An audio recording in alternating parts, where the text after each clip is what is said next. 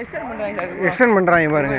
இது ஒரு கோர்ட்டுக்கு போய் ஒரு ஸ்டே ஆர்டர் வாங்க முடியாதா? கோர்ட்டுக்கு போய் ஸ்டே ஆர்டர் வாங்க முடியாதா? வாங்கப்பா. அதான் இதெல்லாம் என்ன சொல்கிறது, பக்கத்துலேயே வீடு கட்டுறாங்க. சார் தண்ணியோட டிடிஹெச் லெவல் வந்து 3000க்கு போயிருச்சு சார். டிடிஹெச் யாருமே வந்து இது போட முடியல, ஃபில்டர் எல்லாம் போட முடியல, தண்ணில தான் வாங்கி குடிச்சிட்டு இருக்கோம். அந்த அளவுக்கு நிலத்தடி நீர் ரொம்ப மோசமா இருக்கு.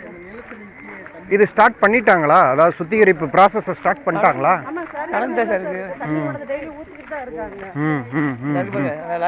ஓ, இந்த சாக்கடையில இருந்தெல்லாம் டைரக்டா இங்க வராது. சாக்கடையில செப்டிக் டேங்க் தண்ணியை கொண்டு ஊத்துறாங்க சார். அது ஊத்தி திருமங்கலம் டவுன்ல இருந்து வருது. எல்லா ஏரியால திருப்பரங்குன்றம் திருமங்கலம்.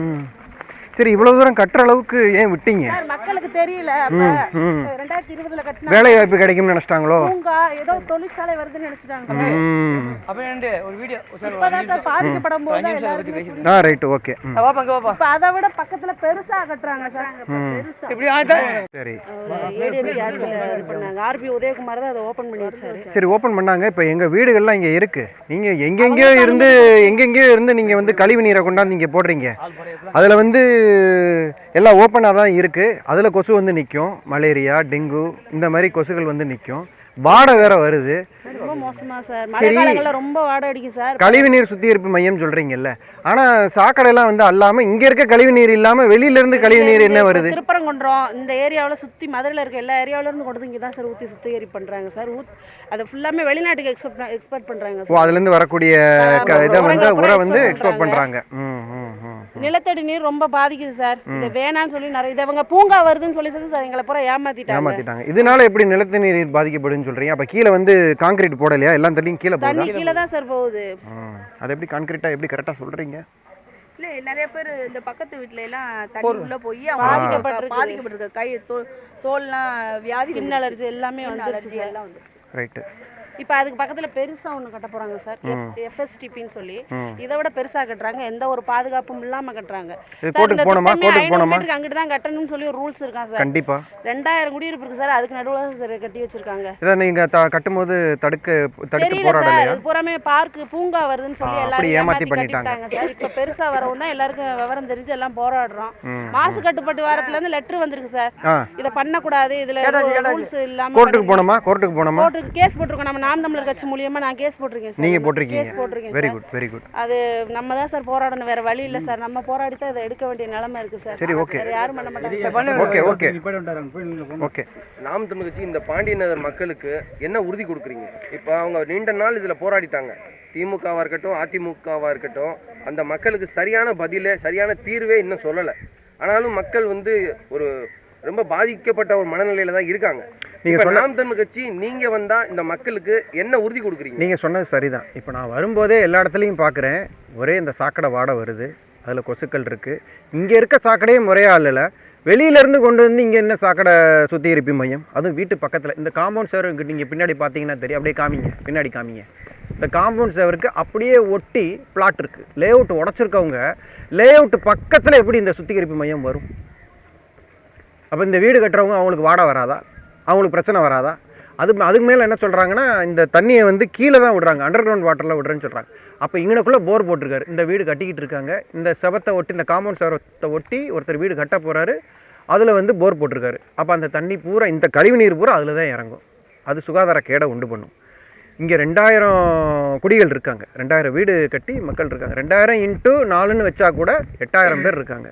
இப்போ இந்த மாதிரி ஒரு சுகாதாரமற்ற ஒரு உடல்நிலைக்கு கேடு விளைவிக்கக்கூடிய திட்டம் இங்கே இருக்கிறத நம்ம வந்து அனுமதிக்க முடியாது. நம்ம கட்சி ஆட்சிக்கு வந்தால், நம்ம நாம் தமிழர் கட்சி ஆட்சிக்கு வந்து அண்ணன் சீமான் முதலமைச்சராக வந்து நம்ம சட்டசபைக்குள்ளே போனோம்னால் கண்டிப்பாக இந்த திட்டத்தை முதல் கையெழுத்துலேயே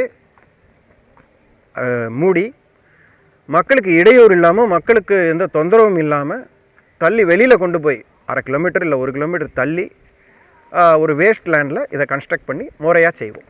திட்டம் நல்ல திட்டம் தான், ஆனால் அதை வீட்டு பக்கத்தில் செய்யணும்னு அவசியம் கிடையாது. இது முறையாகவும் செயல்படுற மாதிரி எனக்கு தெரியல. ஸோ நம்ம ஆட்சிக்கு வந்தோம்னா இதை நம்ம அப்புறப்படுத்திடுவோம், இம்மிடியேட்டாக அப்புறப்படுத்திடுவோம். நன்றி.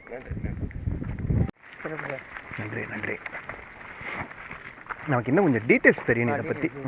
தெரிஞ்சால் இன்னும் நல்லா பற்றியா பேசலாம். சார் வாட்ஸ் மோட்ரு போட போகிறாங்க, அதனால நிறைய பாதிப்பு வரும் தான் சார். இந்த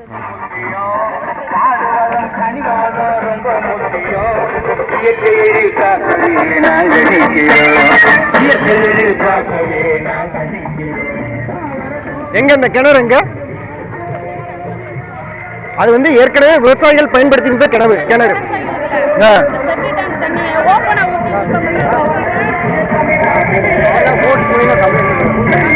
வேட்டையாடும் புலிகள் நாங்கங்க, கொண்டு வேட்டையாடும் புலிகள் நாங்கங்க, நெறிக்கிட்ட கட்சிகள்லாம் வேட்டுத்தானுங்க, நெறிக்கிட்ட கட்சிகள்லாம் வேட்டுத்தானுங்க. நாட்டு மக்கள் நலமெல்லாம் எங்க சொல்லுங்க, நாட்டு மக்கள் நலமெல்லாம். என்னாச்சு? நிதி நிதி நிதியா? சரி சரி. Okay bye. ரொம்ப நன்றி சார், ரொம்ப நன்றி.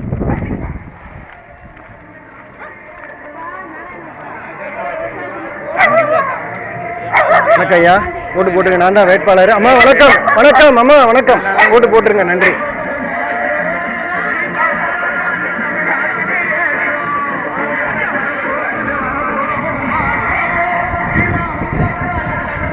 வணக்கம்மா, ஓட்டு போடுங்கம்மா நாம் தமிழர் கட்சிக்கு. மறக்காம ஓட்டு போடுங்க. இதான் எங்கள் சின்னம், ஏற்கலப்பை விவசாய சின்னம். பார்த்தீங்களா, ஏற்கலப்பையோட. பெரிய போராளிகள் நம்மளோட தான் வருவாங்க. ஓ, very good very good very good.